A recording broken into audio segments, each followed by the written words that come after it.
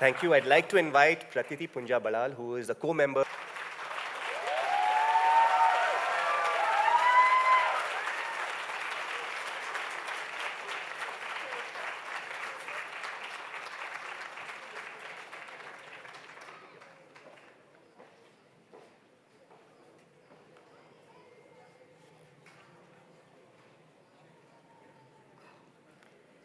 ಪ್ರೀತಿಯ ಸ್ನೇಹಿತರೆ, ಸಾಹಿತ್ಯ ಪ್ರಿಯರೇ,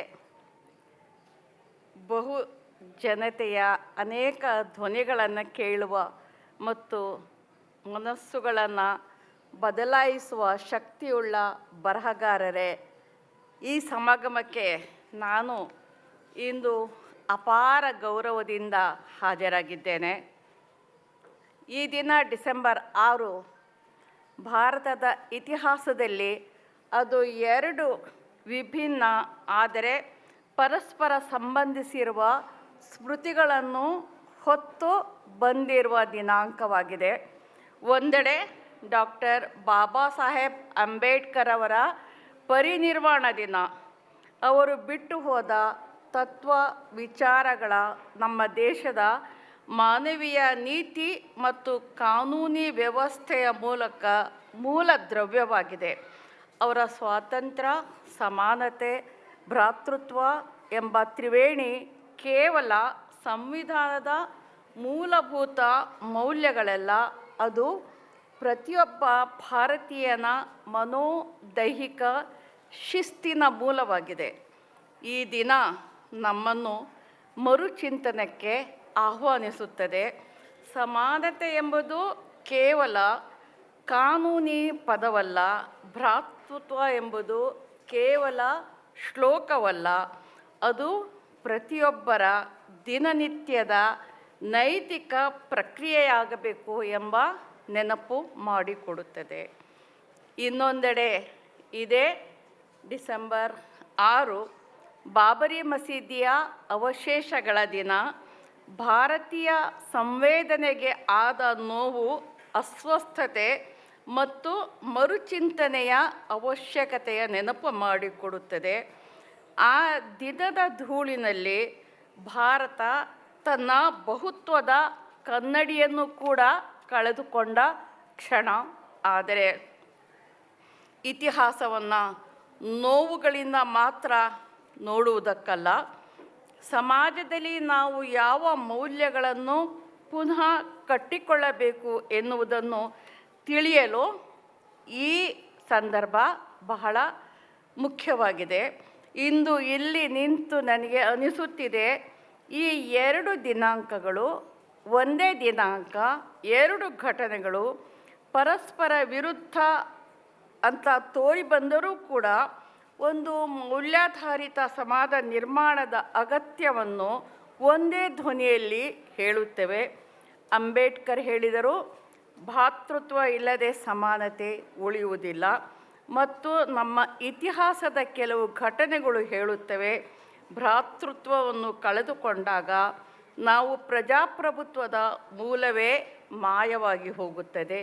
ಹೀಗಾಗಿ ಡಿಸೆಂಬರ್ 6 ನಮ್ಮ ಕಲೆಕ್ಟಿವ್ ಕಾನ್ಷಿಯಸ್ನೆಸ್ಗೆ ನೀಡುವ ಸಂದೇಶ ಏನು?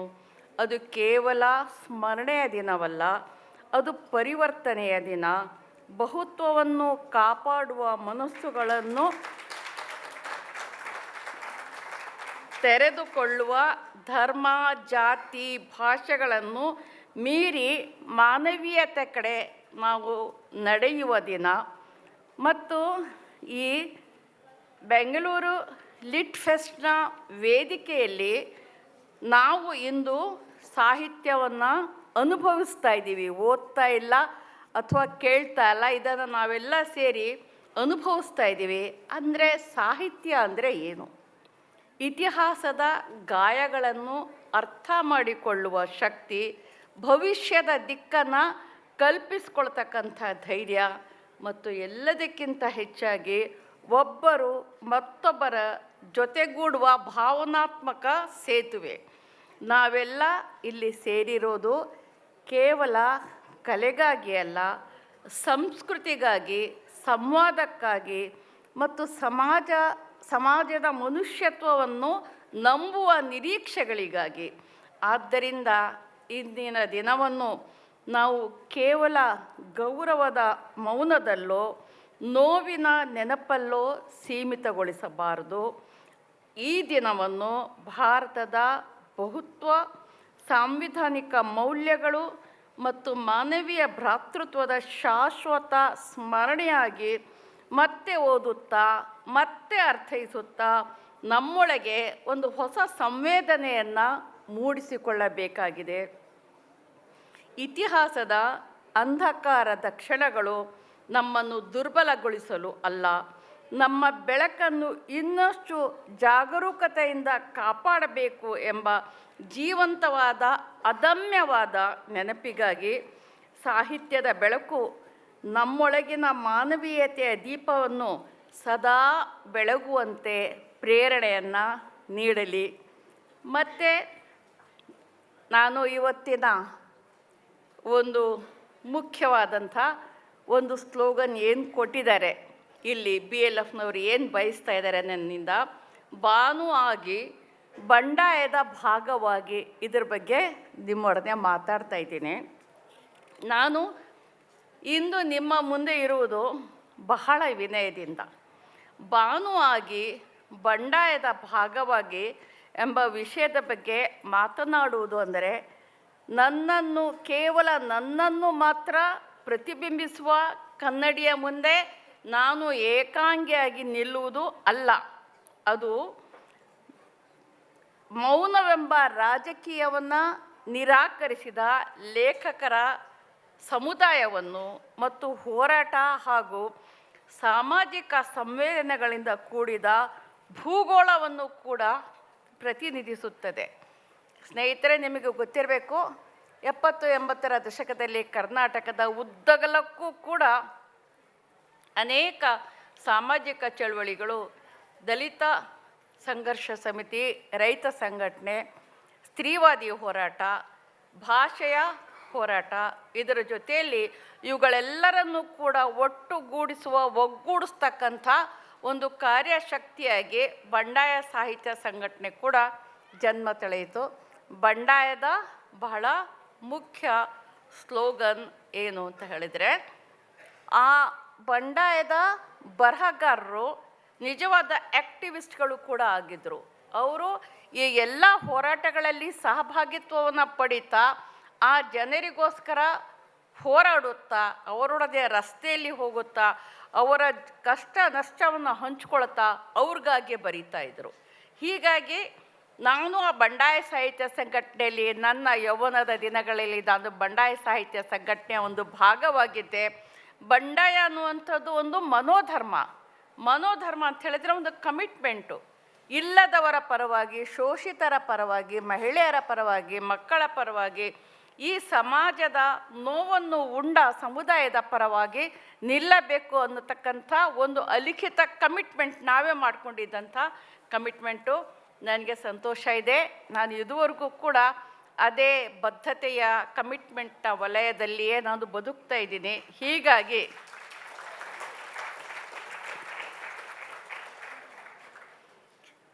ಬೀಯಿಂಗ್ ಬಾನು ಅಂದರೆ ಒಂದು ಏಕಾಂಗಿ ಘೋಷಣೆ ಅಲ್ಲ, ಅದು ಏಕ ವ್ಯಕ್ತಿಯ ಹೆಸರು ಅಲ್ಲ. ಅದು ನನಗೆ ಧೈರ್ಯ ಕಲಿಸಿದ ಎಲ್ಲ ಮಹಿಳೆಯರ ಧ್ವನಿಗಳು, ನ್ಯಾಯ ಕಲಿಸಿದ ಬೀದಿಗಳು ಮತ್ತು ಕರುಣೆ ಕಲಿಸಿದ ಭಾಷೆಗಳ ಪ್ರತಿನಿಧಿ. ಬಂಡಾಯ ಅಂದರೆ ಒಂದು ಲೇಬಲ್ ಅಲ್ಲ, ಅದು ಒಂದು ಪರಂಪರೆ. ಬಂಡಾಯ ಅನ್ನೋದು ಕೇವಲ ಉದ್ಘೋಷಣೆ ಅಲ್ಲ, ಅದು ಒಂದು ಪರಂಪರೆ, ಒಂದು ಜವಾಬ್ದಾರಿ, ಘನತೆಯ ಒಂದು ಬೆಳಕು. ನಾನು ಲೇಖಕಿ ಬಾನುವಾಗಿ ಹುಟ್ಟಲಿಲ್ಲ, ನಾನು ಕಥೆಗಳ ನಡುವೆಯೇ ಹುಟ್ಟಿದೆ. ಹಾಸನದ ಮಣ್ಣಿನ ಪರಿಮಳ ಹೊತ್ತ ಕಥೆಗಳಲ್ಲಿ, ನನ್ನ ತಾಯಿಯ ನಿಶ್ಶಬ್ದ ಉಸುರಿನಲ್ಲಿದ್ದ ಕಥೆಗಳಲ್ಲಿ, ವಕೀಲಳಾದ ನನ್ನ ಕಣ್ಣುಗಳ ಮುಂದೆ ನಡೆದ ಅನ್ಯಾಯಗಳ ಮಧ್ಯೆ ಮರೆಯಾಗಿದ್ದ ಕಥೆಗಳಲ್ಲಿ ನಾನು ನನ್ನ ಅಸ್ತಿತ್ವವನ್ನು ಕಂಡುಕೊಂಡೆ. ಬಾನು ಆಗುವುದು ಎಂದರೆ ಹಲವು ಜಗತ್ತುಗಳ ನಡುವೆ ಸೇತುವೆ ಕಟ್ಟುವಂಥ ಕೆಲಸ. ಕಲ್ಪನೆ ಮೊದಲ ಕ್ರಾಂತಿಯಾಗಿರುವ ಸಾಹಿತ್ಯದ ಸಂವೇದನಾಶೀಲ ಜಗತ್ತು ನಿಸ್ಸಹಾಯಕರ ಕವಚವಾಗುವ ವಕಾಲತ್ತಿನ ಕಠಿಣ ಜಗತ್ತು. ನನ್ನ ಪದಗಳು ಸುಖದಿಂದ ರೂಪುಗೊಂಡದ್ದಲ್ಲ, ಅವು ನ್ಯಾಯಾಲಯಗಳಿಂದ, ಪಾಟಿ ಸವಾಲುಗಳಿಂದ, ವೈಪರೀತ್ಯಗಳ ಚೌಕಟ್ಟಿನೊಳಗೆ ರೂಪುಗೊಂಡಂತಹವು. ನನ್ನೊಡನೆ ಸಮಾಲೋಚನೆಗೆ ನನ್ನ ಆಫೀಸಿಗೆ ಬಂದವರು ಜೊತೆಯಲ್ಲಿ ತಂದದ್ದು ಕೇವಲ ಪ್ರಕರಣಗಳಷ್ಟೇ ಅಲ್ಲ, ಅವು ಸೋಲಿನ ಕಥೆಗಳು, ಭವಿಷ್ಯದ ಕನಸುಗಳು ಮತ್ತು ಆತ್ಮಗೌರವದ ಪ್ರತೀಕವೂ ಆಗಿದ್ದವು. ಅವರೇ ನನಗೆ ಕಲಿಸಿದ್ರು. ಹಾಗೆ ಬಂದಂತಹ ಜನ ಇದ್ರಲ್ಲ, ಅವರೇ ನನಗೆ ಕಲಿಸಿದ್ರು. ಬರೆಯುವುದು ಒಂದು ವಿನೋದದ ಮನೋರಂಜನೆಯ ಕ್ರಿಯೆ ಅಲ್ಲ, ಬರೆಯುವುದು ಒಂದು ನೈತಿಕ ಅಗತ್ಯ ಅನ್ನುವಂಥ ಪಾಠವನ್ನು ನನಗೆ ಹೇಳಿಕೊಟ್ರು.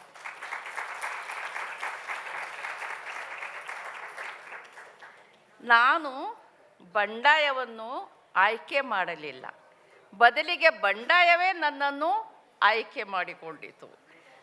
ಬಂಡಾಯ ಎಂಬುದು ಹೊರಗಿನ ಚಳುವಳಿಯಲ್ಲ, ಅದು ಒಳಗಿನ ಚಳುವಳಿ. ದುಃಖವೇ ನಿತ್ಯ, ನಿಶ್ಶಬ್ದ ಮೌನವೇ ವಿಧಿ, ಅನ್ಯಾಯವೇ ಭವಿಷ್ಯ ಎಂಬುದನ್ನು ಒಪ್ಪದೇ ಇರುವ ಒಳಗಿನ ಪ್ರತಿರೋಧ ಇದು. ಕರ್ನಾಟಕದಲ್ಲಿ ಬಂಡಾಯ ಚಳವಳಿ ನಮಗೆ ಕಲಿಸಿದ್ದು ಸಾಹಿತ್ಯ ಅಲಂಕಾರವಲ್ಲ, ಅದು ಪ್ರತಿರೋಧದ ಕಿಡಿ. ಒಂದು ಕವಿತೆ ಪ್ರತಿಭಟನೆ ಆಗಬಹುದು, ಒಂದು ಪ್ಯಾರಾಗ್ರಾಫ್ ತೀರ್ಪಾಗಬಹುದು, ಒಂದು ಕಾದಂಬರಿ ಕ್ರಾಂತಿಯಾಗಬಹುದು.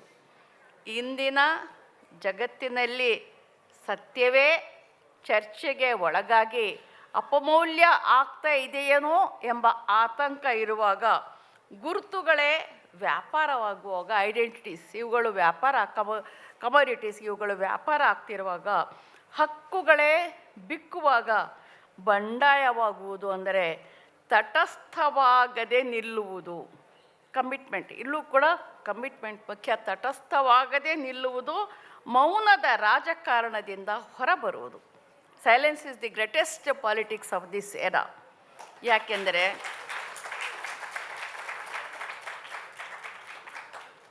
ತಟಸ್ಥತೆ ಅನ್ನುವುದು ಸಂಸ್ಕೃತಿಯಾದಾಗ ಹಿಂಸೆಯ ಅತ್ಯಂತ ಸೊಗಸಾದ ಮುಖವಾಡ ಆಗುತ್ತೆ.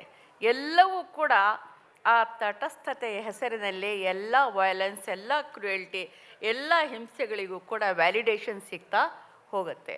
ಸೊ ಮೌನ ಇದನ್ನು ಒಡೆದು ಹೊರ ಬಂದಾಗ ಏನು ಅನ್ನೋದನ್ನು ನಾವು ವಿವರವಾಗಿ ಅವುಗಳನ್ನ ಗುರುತಿಸಿ ಅದರ ಬಗ್ಗೆ ವಿಶ್ಲೇಷಣೆ ಮಾಡಿ ಮಾತನಾಡಬಹುದು. ನನ್ನ ಪಯಣ ಯಾವಾಗಲೂ ಭಾಷೆಗಳ ಮೂಲಕ. ಕನ್ನಡ, ಉರ್ದು, ಇಂಗ್ಲೀಷ್ ಪ್ರತಿ ಭಾಷೆಯು ನನಗೆ ವಿಭಿನ್ನ ಬಂಡಾಯದ ಲಯವನ್ನು ಕೊಟ್ಟಿದೆ. ಕನ್ನಡ ನನಗೆ ಎದ್ದು ನಿಲ್ಲುವ ಧೈರ್ಯ ನೀಡಿತು. ಉರ್ದು ನನಗೆ ಅನುಭವಿಸುವ ಸೌಮ್ಯತೆ ಮತ್ತು ಸಹೃದಯತೆಯನ್ನು ನೀಡಿತು. ಇಂಗ್ಲೀಷ್ ನನಗೆ ಇಡೀ ಜಗತ್ತಿನೊಂದಿಗೆ ಸೇತುವೆಯನ್ನು ನಿರ್ಮಿಸಿತು. ಬಾನು ಆಗುವುದು ಅಂದರೆ ಈ ಭಾಷೆಗಳ ಮಧ್ಯೆ ನಿಂತು ಒಂದೊಂದು ಮತ್ತೊಂದನ್ನು ಪ್ರಶ್ನಿಸಲು ಬಿಡುವುದು. ಬಂಡಾಯ ಆಗುವುದು ಎಂದರೆ ಮೌನವನ್ನೇ ವಾಕ್ಯವಾಗುವಂತೆ ಬರೆಯುವುದು, ಅಭಿವ್ಯಕ್ತಿಗೊಳಿಸುವುದು, ಮೌನವನ್ನು ಒಡೆಯುವುದು. ಬುಕ್ಕರ್ ಪ್ರಶಸ್ತಿ ಪಡೆದ ಬರಹಗಾರ್ತಿಯ ಜವಾಬ್ದಾರಿ ಏನು ಅನ್ನುವುದನ್ನು ಇಲ್ಲಿ ನಾನು ಹೇಳ್ತಾ ಇದ್ದೀನಿ ಸ್ನೇಹಿತರೆ. ಜಗತ್ತು ಬುಕ್ಕರ್ ಬಹುಮಾನವನ್ನು ನನ್ನ ಕೈಗೆ ನೀಡಿದಾಗ ಅದರ ತೂಕವನ್ನು ನಾನು ಅನುಭವಿಸಿದೆ. ಪ್ರಶಸ್ತಿಗಳು ಅಲಂಕಾರ ಅಲ್ಲ, ಅದು ಕರ್ತವ್ಯ. ಆ ಪ್ರಶಸ್ತಿ ಕಿರೀಟವನ್ನು ನನ್ನ ತಲೆಗೆ ಏರಿಸಲಿಲ್ಲ, ಅದು ನನಗೆ ಕೆಲವು ಷರತ್ತುಗಳನ್ನು ವಿಧಿಸಿತು, ನಿಬಂಧನೆಗಳನ್ನು ವಿಧಿಸಿತು. ಅಂದರೆ ಇನ್ನೂ ಹೆಚ್ಚು ಸ್ಪಷ್ಟವಾಗಿ ನಿಜ ಹೇಳು, ಅರ್ಧ ಸತ್ಯಗಳನ್ನು ಹೇಳಬೇಡ. ಇನ್ನೂ ಹೆಚ್ಚು ತೀವ್ರವಾಗಿ ಬರಿ, ಇನ್ನೂ ಹೆಚ್ಚು ಆಳವಾಗಿ ಕೇಳಿಸ್ಕೊ. ಈ ಷರತ್ತುಗಳನ್ನ ನನಗೆ ವಿಧಿಸಿತು. ಯಾಕೆಂದರೆ ಪ್ರತಿಯೊಂದು ಪ್ರಶಸ್ತಿಯು ನೆನಪು. ಜಗತ್ತು ಇನ್ನೂ ಕೂಡ ಧ್ವಂಸಗೊಳಿಸುವ, ಯಾಕೆಂದರೆ ರಾಜಕಾರಣ ಇವತ್ತು ಇಡೀ ಪ್ರಪಂಚದಲ್ಲಿ ಧ್ವಂಸಗೊಳಿಸುವ ಕಡೆ ನಡೀತಾ ಇದೆ. ಧ್ವಂಸಗೊಳಿಸುವ ಮತ್ತು ಅನ್ಯಾಯಗಳನ್ನು ಎಸಗುವ, ಇವುಗಳನ್ನು ಕಂಡುಕೊಳ್ಳುವ ಕಥೆಗಳು ಅಂತ ಏನು ತಿಳ್ಕೊಂಡಿದ್ದಾರೆ, ಇದಕ್ಕಿಂತ ಭಿನ್ನವಾದ ಕಥೆಗಳನ್ನು ಈ ಜಗತ್ತು ನಿರೀಕ್ಷಿಸ್ತಾ ಇದೆ. ಮೊನ್ನೆ ಒಬ್ಬ ಪ್ಯಾಲೆಸ್ಟೈನ್ ಯುವಕನಿಗೆ ಬಹುಮಾನ ಬಂತು. ಆತ ಮಾತಾಡ್ತಾ ಇದ್ದ, ಅವನನ್ನು ನಾನು ನೋಡಿದೆ. ಅವನ ತುಟಿಯ ಪ್ರತಿಭಾಗವೂ ಅಳ್ತಾ ಇತ್ತು, ಅವನ ಮೂಗು ಅಳ್ತಾ ಇತ್ತು, ಅವನ ಕಣ್ಣುಗಳು ಅಳ್ತಾ, ಇಡೀ ಮಧ್ಯಭಾಗ ಕಣ್ಣೀರು ಮಿಡಿತಾ ಇತ್ತು. ಅದನ್ನು ನಾನು ಅನುಭವಿಸ್ದೆ, ನೋಡಿದೆ. ನನಗೂ ತುಂಬ ಸಂಕಟ ಆಯಿತು, ಕಣ್ಣಲ್ಲಿ ನೀರು ಬಂತು. ಈ ರೀತಿಯ ಸೌಹೃದತೆಯನ್ನು ಅರ್ಥ ಮಾಡ್ಕೊಳ್ತಕ್ಕಂಥ ಕ್ರಿಯೆ ಇವತ್ತು ಸಂವಾದ ಸಾಹಿತ್ಯದ ಮೂಲಕ ಆಗಬೇಕಾಗಿದೆ. ಜನರು ಕೇಳ್ತಾರೆ ನನಗೆ, ಇಷ್ಟು ಪಾತ್ರಗಳನ್ನು ಒಂದೇ ಬದುಕಿನಲ್ಲಿ ನಿರ್ವಹಿಸುವುದು ಕಷ್ಟನಾ ಅಂತ ಕೇಳ್ತಾರೆ. ನಾನು ಬೇರೆ ಬೇರೆ ಜೀವಿತಗಳನ್ನು ಬದುಕುವುದಿಲ್ಲ, ಅವುಗಳನ್ನೆಲ್ಲ ನಾನು ಒಟ್ಟಿಗೆ ಹೊತ್ತುಕೊಂಡಿದ್ದೇನೆ, ಒಂದೇ ನೂಲು ಬಟ್ಟೆಯ ನಯವಾದ ನೇಯ್ಗೆಯಾಗಿ.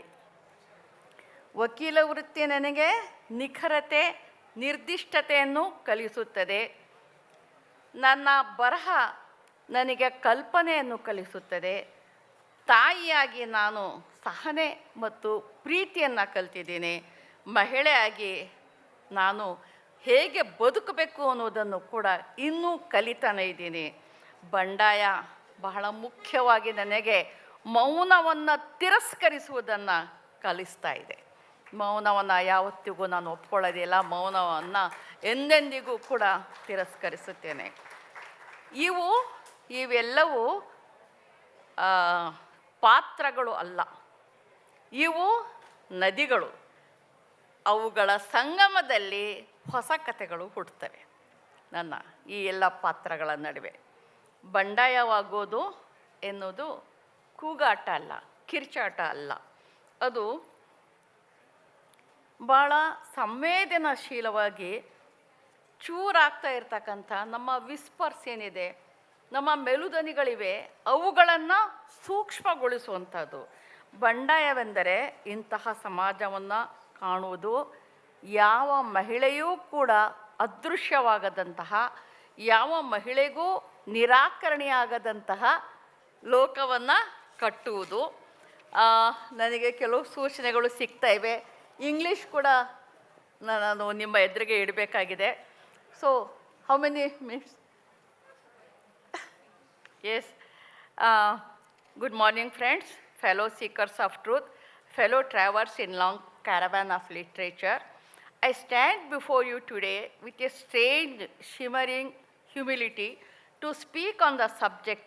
Being Banu, being Baṇḍāya, feels like standing in front of a mirror that reflects not just one woman, but an entire history of dissent, an entire lineage of writers who refused to silence, and the entire geography of struggle and tenderness. When I say being Banu, it is never a singular declaration. And when I say being Baṇḍāya, it is not a label, it is an inheritance, it is a responsibility, it's a fire that refuses to go out. And I was not born as Banu, an author. I was born into stories that came wrapped in the fragrance of Hassan's soil, stories told in the quiet breath of my mother, stories hidden between the lines of injustice I witnessed as a young lawyer. My words were not shaped by comfort. They were shaped by courtrooms, cross-examinations, and contradictions. They were shaped by the people who walked into my chamber not just with cases, but with defeats, dreams, and dignity.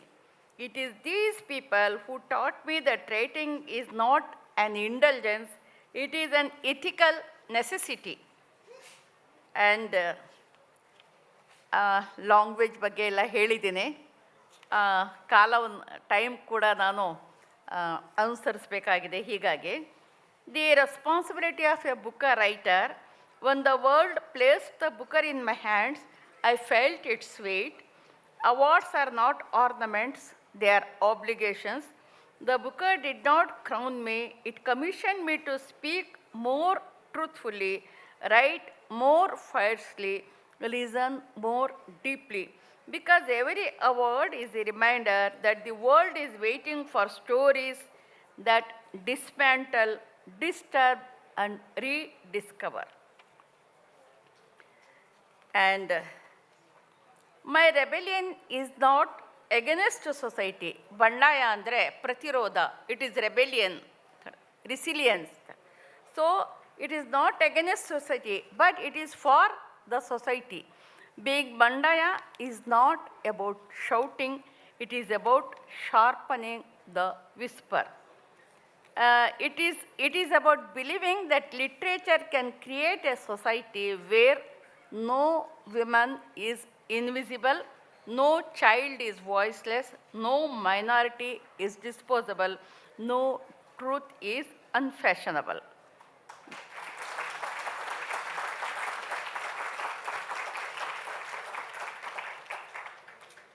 We live in a time where empathy is shrinking, and when empathy shrinks, extremism grows.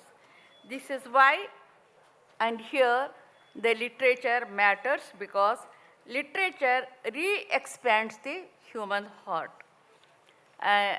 Every writer has three spaces: the world we live in, the world we imagine, and the world we dare to create. The first is political, the second is emotional, the third is revolutionary. As Banu, I travel through all three as Baṇḍāya. I refuse to return empty-handed. Always.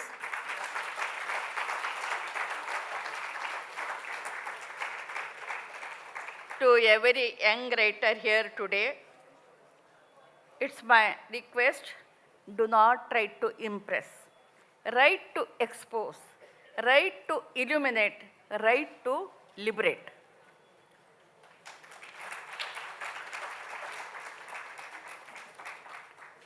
The world does not need more comfortable literature.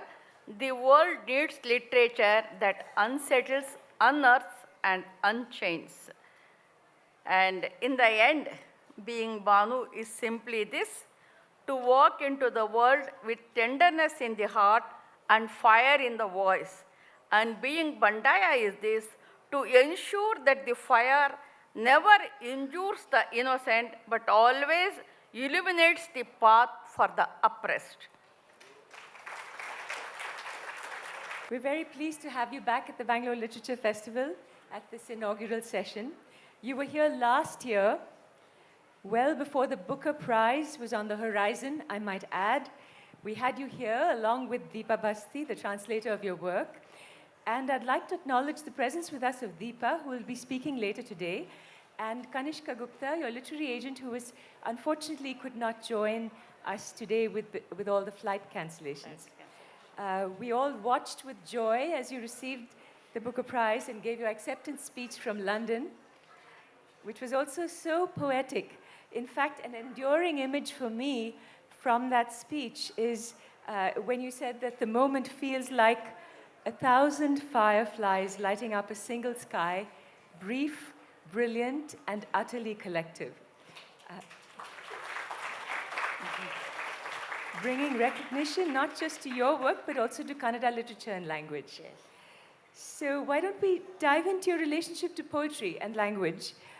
Your language at home was Dakhni, and you studied in Kannada, and also in English. Could you speak about how you entered these languages as you grew up, the authors you read who influenced you? What colored your prose in this poetic way? Yeah, my mother tongue is Urdu, that too Dakhni Urdu. We don't speak high and elite Urdu. It is the Deccan Urdu that is spoken in Hyderabad, Bangalore, and southern part and some parts like Raichur, Bidar, Gulbarga. Here it is spoken, that is called as Dakkani Urdu with Deccan southern accent, we speak it. And I never studied in Urdu. They admitted me to Urdu school, but one whole year I could not study even a single word. And fortunately, when I was born, there was one Brahmin friend of my father who had prepared Jatka for me. There it was written, one day she will become very famous by writing very good books, it was written there. I don't know how it happened, it was a coincidence. So my father got worried. Jatka says this thing, and this girl is not studying even a single letter she cannot spell. What will happen to her? And he was in much tension. He was a government officer, he was in a district health officer, and he was transferred to Shivamogga. Opposite to his office, there was a Christian convent where they taught Kannada. So he thought it better to drop and pick me up from the school, and he got me admitted to the convent. And there, within a week, I started learning Kannada fluently and started writing also on floor, walls, everywhere I started writing. So, to turn to your stories in this volume, the story Be a Woman Once, O Lord, which not very many people have talked about. It's a profound expression of grief in a letter to God about the imperfections of his creation, man, and the power he's given to man. Yeah. Now, in this story, there are no names, no places, No cultural background. no cultural backgrounds. Yeah. Could you say a bit about how and why you conceived this story? Yeah, I told you, I am a practicing lawyer. Even today, I am having my office. At that time, when I started practice, I never had my private vehicle. I used to travel in public conveyance. When you know the practice here, when we travel in the bus, at those times, some beggar people will enter the bus, they will sing a song, and they will start asking money, and we will give some money to them. I was going to a nearby court, which is about 40 kilometers away from Hassan. At that time, a woman came. She came to in the bus, and she started singing. Her voice was very highly melodious. I heard it, and I was impressed. But she was, my mind went to the words she was uttering. She was saying, it is a film song. I have heard many a times. But at that context, when I heard it from her, it gave a greatest impact on me. She was singing, Prabhu Ninna Daye Nannaya Mahamandira Naninna Dasiyo Dayasagara. Prabhu Lord, Ninna Daya, your grace and your kindness, that is greatest thing for me. And I am your Dasi. I am your maid or Dasi. Dasi is unconditional surrender. I am Dasi. When I was, it was not the first time I heard. But when I heard, I went into a trance. I just forget my files. I was traveling, everything. I forget, and only those two words, Prabhu Dasi. Prabhu Dasi, it started haunting me like anything. And it haunted me months together. I could not forget those two words. Whenever I slept, whenever I got up, whenever I was moving, whatever I was doing, Prabhu and Dasi, they were haunting me like anything. Then it started growing in my mind. And Prabhu, I came to know, my explanation, my interpretation, what I conceived was, Prabhu is nothing but patriarchy. And patriarchy is so powerful, it engulfs even God, religion, domestic arena, and even the power structure like government. So patriarchy is the Prabhu, Lord, and she is the Dasi.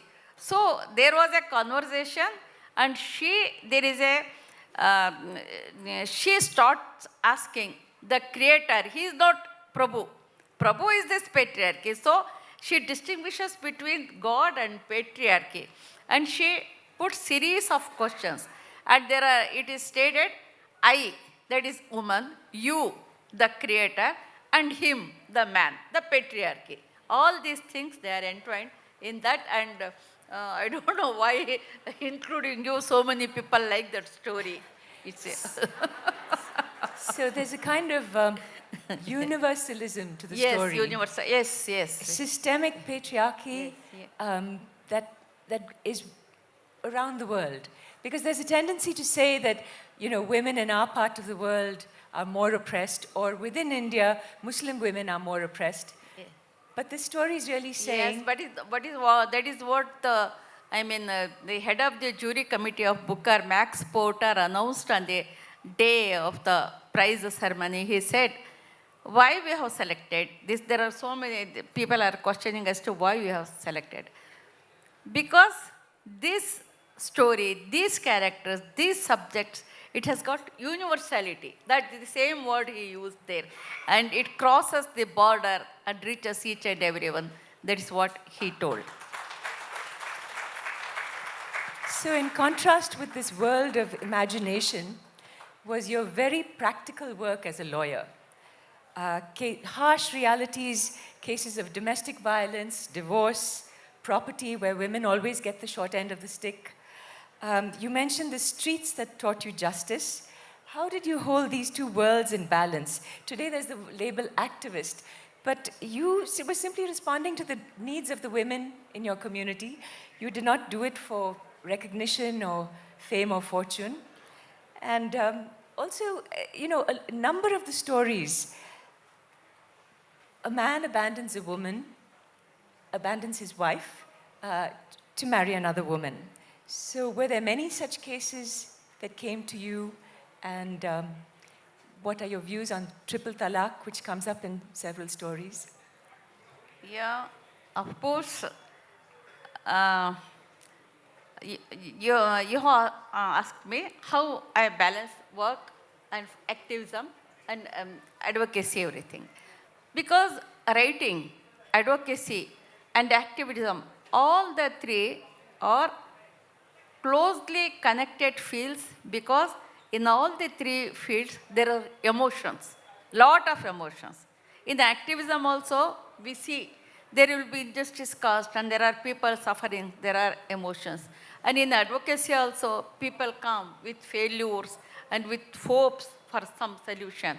And even writing is such a creative field where emotions, they are the main thing. If there is no emotion, you cannot write any story. That will be non-fiction.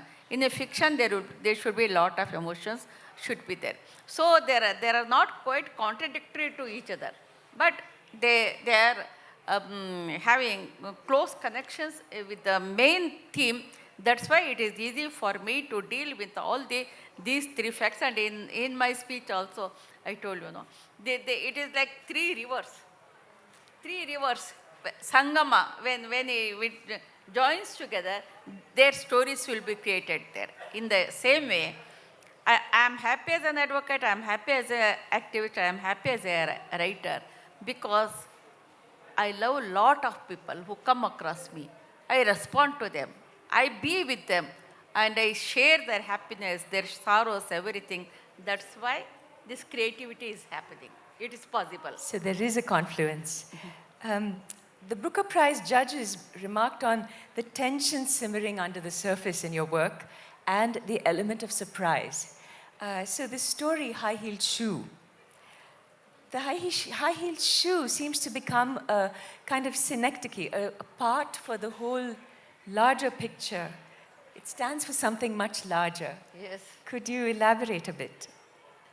Yes, this high-heeled shoe is a story wherein her husband, fascinated by his sister-in-law's style of living, who lives in a foreign country, he wants and desires that his wife should wear pencil heels, high-heeled shoe, and she should walk like his sister-in-law. That's why, but the situation is, she was pregnant at that time, and she cannot walk on high heels. She convinces him, she prays him, she requests him. She uses all her tactics. Even then, he takes her to the shop and purchases pencil heels for her, and forcibly he asked the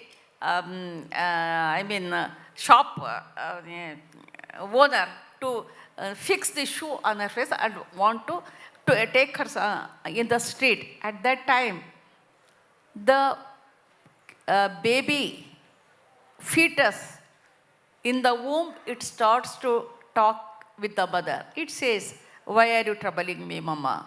Why are you not allowing me to live peacefully?" After, in the same way, the dialogues continues between the mother and the fetus walking in the road itself. And finally, she decides that she should get rid of these high heels.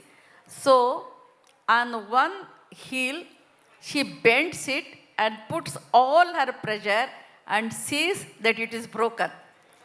And one heel is broken, and she throws it because she cannot. See, this is the thing. This is what you told is correct. A woman cannot directly come out of the home because everywhere patriarchy is the main villain. In the home, in the domestic arena, patriarchy rules. That is why our government has enacted Protection of Women from Domestic Violence Act. It has agreed that violence starts from home, from domestic area. And that's why if she is afraid and comes out of this domestic violence, outside also there is violence, even in the road, she cannot walk. Even in the establishment, even in the government, everywhere there is patriarchy. So she feels safe till a certain degree. She feels safe and wants to be with her husband only, but she wants to break his control, break his patriarchal attitude, that too with dignity and with strategically. That is what she did there.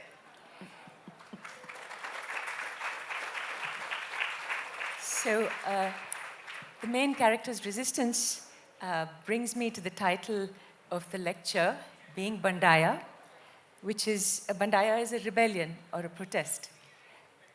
So it refers as much to a temperament as it does to the courage to swim against the tide, which you seem to have embodied in your life and work.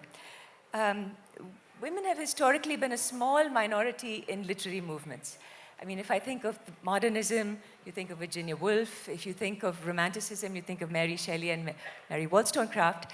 But these women, I mean, there were other women who were writing, but they're now being rediscovered. So what was it like being part of the Baṇḍāya movement? In that moment, that historical moment in the mid-1970s, when Kuvempu gave his talk in 1975, there were no other women in the movement. K. Sharifa came later. There were a couple of Muslim men, writers, Bulwar Mohammad Kuni and Fakir Mohammad Katpadi. Yeah. But did you feel and that you... even Ramzan Dargah was there. Yes. Yeah. Did you feel... But Muslim women were very few. I think I cannot even count them. Did you feel you were taken seriously? Sara Abu Bakr was there, but she was not part of Baṇḍāya. She was with us, but she was not. She didn't want get involved too much. But she was there, and myself was there. No other. Afterwards, later Sharifa joined us. There were very few Muslim women who were into Baṇḍāya movement. I entered easily because I was already in the movements like Dalita Sangharsha Samiti and Raita Sangatne and feminist movement. I was hand in hand with these organizations.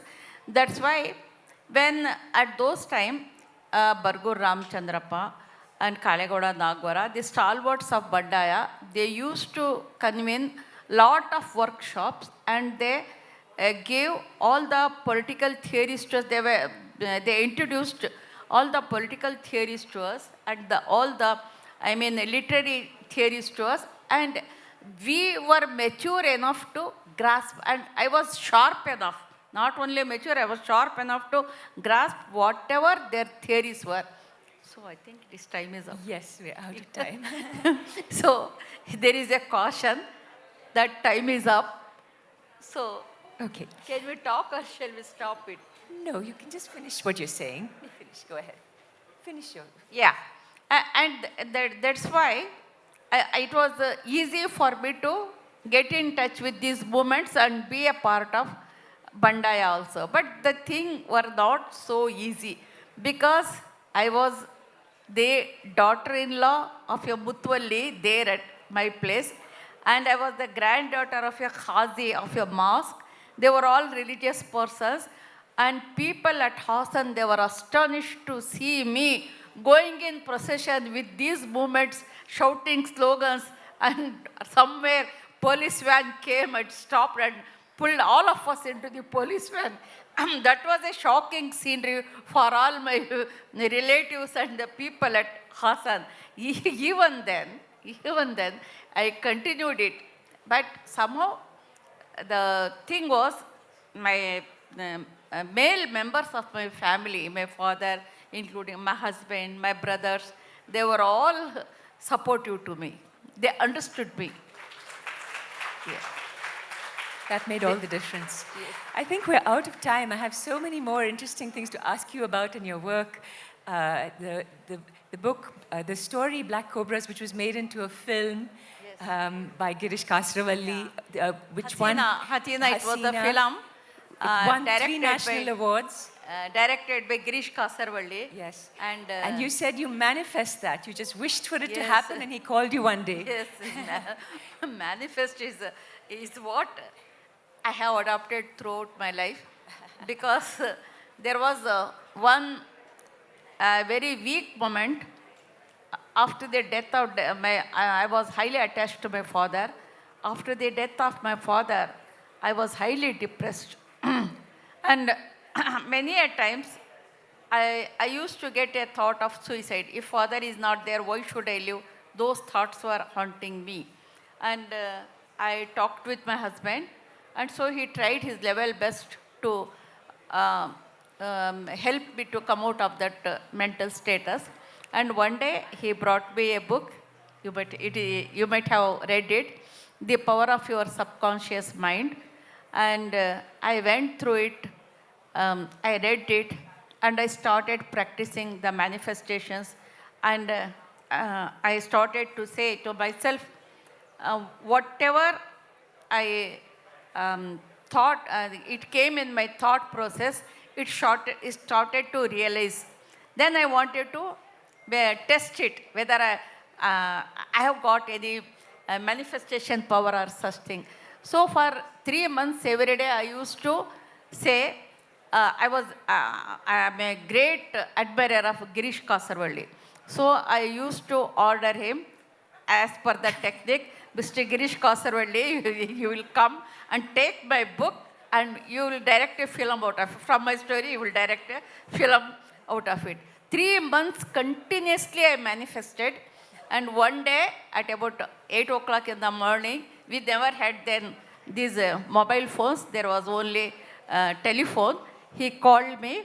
When I received the phone, he said, I am Girish Kasarvalli speaking. Then I said, which story you want to do?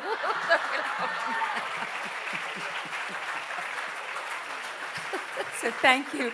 Okay, we are out of time. I would like to invite Mr. Abhiruchi Ganesh on stage just to give us a very brief, to say a few words. He is the publisher of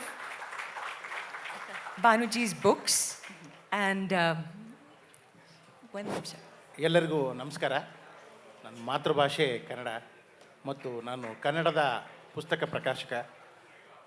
ಸುಮಾರು 450 ಪುಸ್ತಕಗಳನ್ನು ಇದುವರೆಗೂ ನಾನು ಪ್ರಕಟಿಸಿದ್ದೀನಿ. ಈ ವರ್ಷ ನಮ್ಮ ಸಂಸ್ಥೆಗೆ 30 ವರ್ಷ ತುಂಬಿತು. 1995ರಲ್ಲಿ ನಾನು ಪ್ರಾರಂಭ ಮಾಡಿದ್ದು ಒಂದು ಸಣ್ಣ ಮಳಿಗೆ ಕನ್ನಡ ಪುಸ್ತಕ ಪ್ರಾಧಿಕಾರದಿಂದ ನೆರವು ತಗೊಂಡು. ಬಾನು ಮುಷ್ತಾಕ್ ಅವರು 2002-3ರಲ್ಲಿ ನನಗೆ ಪರಿಚಯ.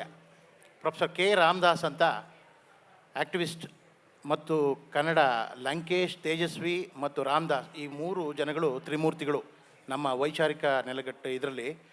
ಮತ್ತು ನಮ್ಮ ಮೈಸೂರಿನ ಜನಮಾನಸದಲ್ಲಿ ಅವರು ಇಡೀ ಕರ್ನಾಟಕದ ವೈಚಾರಿಕ ಬರಹ ಮತ್ತು ವೈಚಾರಿಕತೆಯಲ್ಲಿ ಮೆರೆಯೋದ್ರಲ್ಲಿ ಆ 3 ಕೂಡ ತ್ರಿಮೂರ್ತಿಗಳು. ಇಂಥ ಕೆ ರಾಮದಾಸ್ ಅವರು ಒಂದ್ಸಲಿ ಹಾಸನಕ್ಕೆ ಹೋಗೋಣ ಬಾರಯ್ಯ, ಸ್ವಲ್ಪ ಕೆಲಸ ಇದೆ ಅಂದರು. ಸರ್ ಯಾಕೆ ಅಂದೆ. ಬಾನು ಮುಷ್ತಾಕ್ ಅವ್ರನ್ನ ಅರೆಸ್ಟ್ ಮಾಡಿದ್ದಾರೆ ಈ ಬಾಬಾ ಬುಡನ್ಗಿರಿ ಇಶ್ಯೂ ಅಲ್ಲಿ, ಬಾ ಹೋಗೋಣ ಅಂತ ಅಲ್ಲಿ ಕರ್ಕೊಂಡು ಹೋದರು. ಬಾನು ಅವ್ರನ್ನ ಸ್ಟೇಷನಲ್ಲಿ ಕೂರಿಸಿದ್ರು. ಆಗ ಇವರು ಯಾಕೆ ಏನು ಅಂತ ಹೇಳಿ ಗಲಾಟೆ ಮಾಡಿ ಕೊನೆಗೆ ಅವ್ರನ್ನ ಕರ್ಕೊಂಡು ಮನೆಗೆ ಬಂದ್ವಿ. ಅಂದರೆ ಪ್ರತಿರೋಧವನ್ನು ಒಡ್ಡಿ, ಯಾಕೆಂದರೆ ಮಾಡ್ತಿರೋ ಕೆಲಸ ಏನು ಅಂತ ಹೇಳಿ. ಹಾಂ, ಹೀಗಾಗಿ ಅವರ ಪರಿಚಯ ಆಯಿತು. ಅಲ್ಲಿಂದ ನನಗೆ ಅವರು ಪರಿಚಯ ಮಾಡಿ, ರೀ ಲಂಕೇಶ್ ಪತ್ರಿಕೆಗೆಲ್ಲ ಬರೀತಿರ್ತೀರಿ, ಇವ್ರಿಗೂ ಅಭಿರುಚಿಯವರಿಗೆ ಒಂದೇನಾರ ಸ್ಕ್ರಿಪ್ಟ್ ಕೊಡಿ ಅಂದರು. ಹಾಗಾಗಿ ಅಲ್ಲಿಂದ ಪ್ರಾರಂಭ ಆಯಿತು. ಸಫೀರಾ ಅಂತ ಒಂದು ಸಂಕಲನ ಕೊಟ್ಟರು. ಅದಾದ ನಂತರ ಬಡವರ ಮಗಳು ಹೆಣ್ಣಲ್ಲ, ಹೆಣ್ಣು ಹದ್ದಿನ ಸ್ವಯಂವರ, ಅದಾದ ನಂತರ ಹಸೀನಾ ಮತ್ತು ಇತರ ಕಥೆಗಳು ಅಂತ ಸಮಗ್ರ ಕೃತಿಗಳನ್ನು ಪ್ರಕಟಿಸಿದೆ. ಅದಾದ ನಂತರ ಈಗ ಎದೆಯ ಹೆಣತೆಯ 25,000 ಪ್ರತಿ ಕನ್ನಡದಲ್ಲಿ ಮಾರಾಟವಾಗಿದೆ. ಇಂಗ್ಲೀಷ್ನಲ್ಲಿ ಸುಮಾರು ವರ್ಲ್ಡ್ ವೈಡ್ ಎಲ್ಲ ಕಡೆನೂ ಹೋಗ್ತಿದೆ. ಇದೆಲ್ಲವೂ ಸಾಧ್ಯವಾಗಿದ್ದು ನಿಮ್ಮಂಥ ಓದುಗರರಿಂದ. ಆ ಓದುಗರ ದೊರೆಗಳಿಗೆ ನಾನು ಕೃತಜ್ಞತೆಯನ್ನು ಸಲ್ಲಿಸ್ತೇನೆ. ಹಾಗೂ ಲೇಖಕರು ಪ್ರಕಾಶಕರೊಟ್ಟಿಗೆ ಎಷ್ಟು ಪ್ರೀತಿಯಿಂದ ಇರ್ತಾರೆ ಅನ್ನೋದಕ್ಕೆ ಭಾನು ಮೇಡಮ್ ಉದಾಹರಣೆ. ಯಾಕೆಂದರೆ ನಾನು ಕೂಡ ಅವರು ಕೂಡ ಯಾವತ್ತೂ ಕೂಡ ವ್ಯಾವಹಾರಿಕವಾಗಿ ಯಾವುದೇ ಇದನ್ನು ಮಾಡಿಲ್ಲ. ಆದರೆ ಅವರ ವಿಶ್ವಾಸ ಒಂದು ಕೌಟುಂಬಿಕ ವಿಶ್ವಾಸ ಥರ ಇದೆ. ಅದಕ್ಕಾಗಿ ನಾನು ಅವ್ರಿಗೆ ಧನ್ಯವಾದಗಳನ್ನ ಹೇಳ್ತಿದ್ದೀನಿ. ಮತ್ತು ಓದುಗರುಗಳಿಗೆ ಕನ್ನಡ ಪುಸ್ತಕಗಳನ್ನು ಕೊಂಡು ಓದಿ ಪ್ರೋತ್ಸಾಹಿಸಿ ಅಂತೇಳಿ ನಾನು ನನ್ನ ನಮಸ್ಕಾರ ತಿಳಿಸ್ತೀನಿ. ನಮಸ್ಕಾರ. Thank you. ಧನ್ಯವಾದಗಳು. Thank you. Banuji, your stories are imbued with courage, the struggle for justice and compassion, as you said in your keynote today, the fire which refuses to go out. We are glad that you see festivals as holding the promise of a sanctuary where literature breathes, rebels, and heals, as you said. We are honored that you returned to our festival among your many engagements to address us today. Thank you. Thank you. Very much. Thank you very much.